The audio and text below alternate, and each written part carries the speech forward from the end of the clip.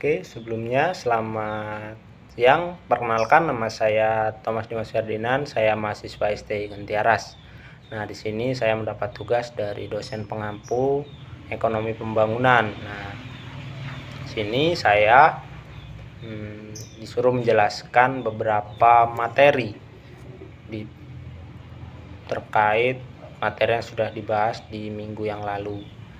Nah, di sini saya mengambil materi tentang hambatan pembangunan ekonomi.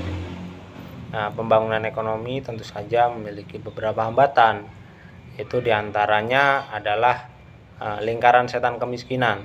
Banyak di negara atau penduduk-penduduknya itu masih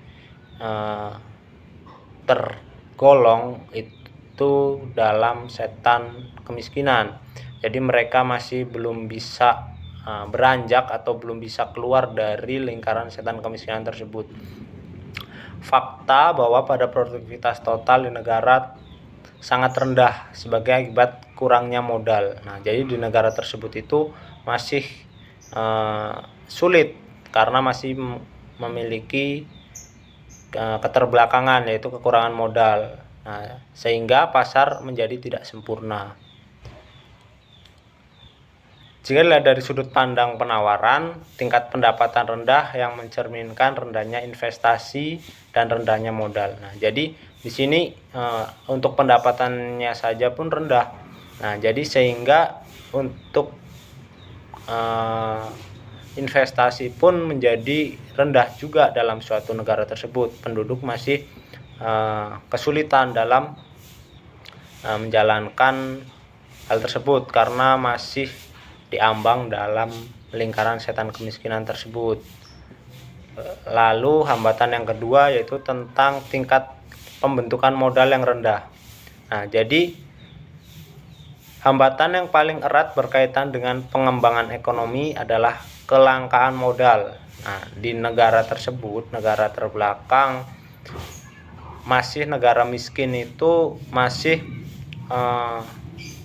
kesulitan tentang modal yang sudah dicari. Jadi mereka kebanyakan itu masih buta huruf dan tidak terdidik serta menggunakan peralatan modal dan metode produktivitas yang telah usang.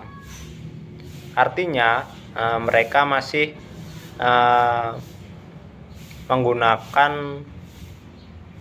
kemampuan mereka untuk kecenderungan untuk menyimpan uang menurut kebanyakan masyarakat masih menggunakan metode lama, itu seperti itu.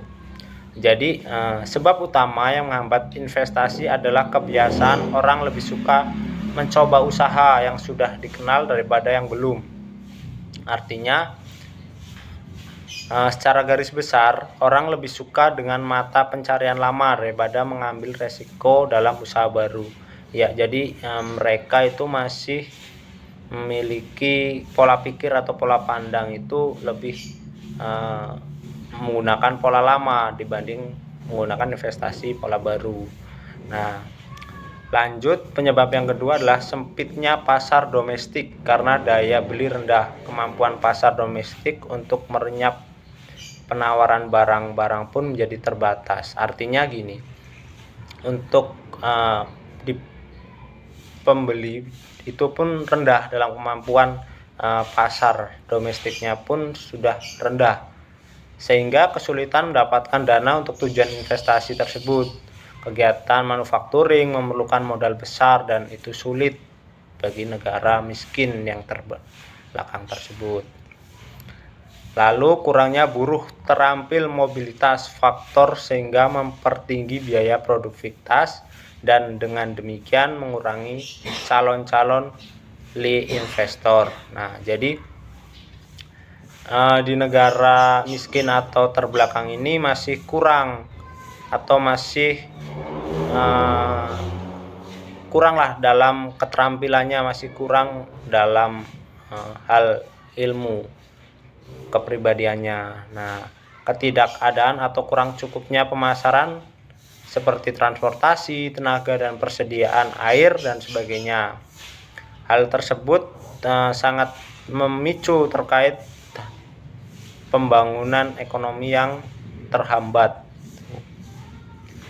Yang selanjutnya adalah terkait sosio-budaya.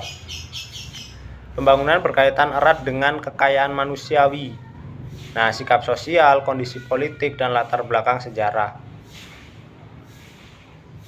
Artinya di sini sosial ini masih berpegang erat tradisi atau suku, bangsa, budaya, dan pola sosial, warna kulit, dan ciri kedaerahan. Dan pengelompokan masyarakat berdasarkan kastanya itu masih erat di sini. Faktor-faktor semacam ini yang merupakan penghambat bagi kemajuan penduduk di negara seperti itu, menolak untuk menerima nilai perlu yang lebih lahir sebagai dampak pembaruan. Jadi mereka masih menganut tradisi-tradisi zaman dahulu, masih belum mau untuk berpola atau berkembang lebih spesifik lagi. Tuh. Nah, selanjutnya terkait keluarga. Keluarga merupakan unit sosial dan unit ekonomi utama. Sikap keluarga merupakan sebab ledakan dari penduduk dan ketidakpada tanah. Nah, artinya di sini dalam masyarakat itu hubungan antara sesama lebih bersifat pribadi ketimbang universal. Jadi mereka masih mementingkan diri sendiri, belum berkecimpung bersama gitu.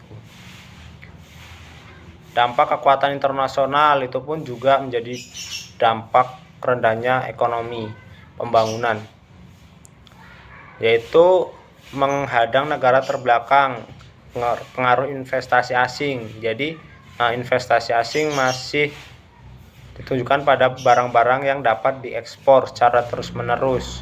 Ini cenderung merugikan banyak perekonomian. Ya, mungkin itu saja yang dapat saya sampaikan. Ada kurang dan lebihnya saya mohon maaf. Saya akhiri, banyak terima kasih dan semoga bermanfaat. Terima kasih.